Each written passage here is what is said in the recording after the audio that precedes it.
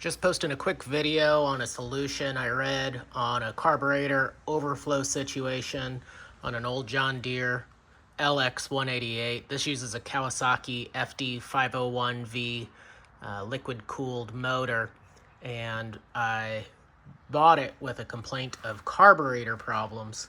The last owner stated that gas would just pour out. I assumed I could get by with a cheap Chinese aftermarket carburetor, and unfortunately found similar issues with it. The motor itself, you can see the carburetor right here underneath the air intake, is driven by a fuel pump off of the crankcase here.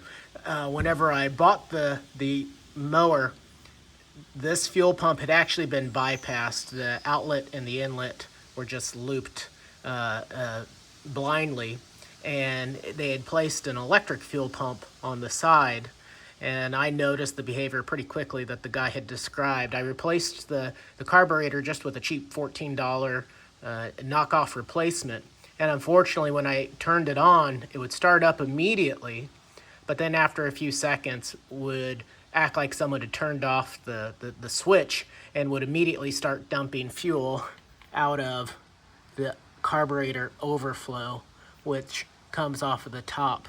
I hooked that yellow fuel line to it just to redirect it out to the side so I could see when it was happening and move it away from the hot muffler, or the business end down here, so I wouldn't blow up my garage.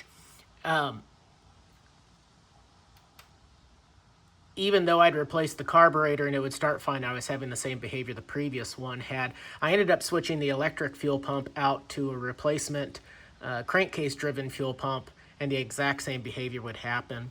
I assumed it was just a poor needle seat with the float, and no matter how many times I adjusted it or went and tried the carburetor that came on it, I kept having the same behavior. And I read online that for whatever reason, this fuel pump, it may only be the aftermarket Chinese clones.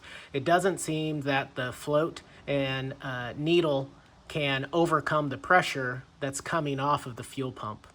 And so the bypass was taking a 1/4 inch brass T-fitting, and that's what I have in line right here.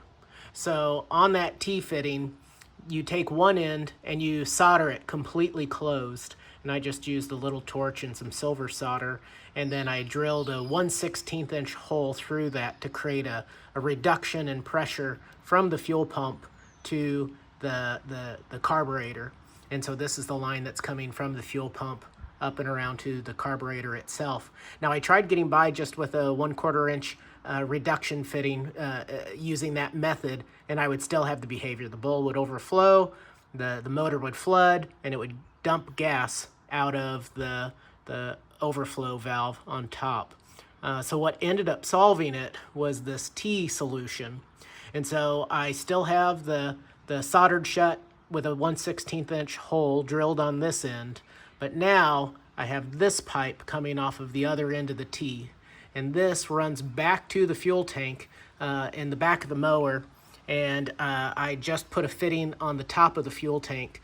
And whenever you have the motor running, it does just continuously cycle fuel from the fuel pump back to the fuel tank itself, which is reducing the overall flow, and with that reduction in pressure from the partially soldered end here, appears to keep the carburetor perfectly happy. So since doing this, I have not noticed any additional overflow out of the overflow tube, and it seems to be running pretty well. I am going to have to go in and make some slight adjustments to the float. Before, I had set it very, very high, just trying to get as much pressure on that needle as I possibly could, and that never shut it off. Right now it runs perfectly unless I'm under a heavy load and going up a hill.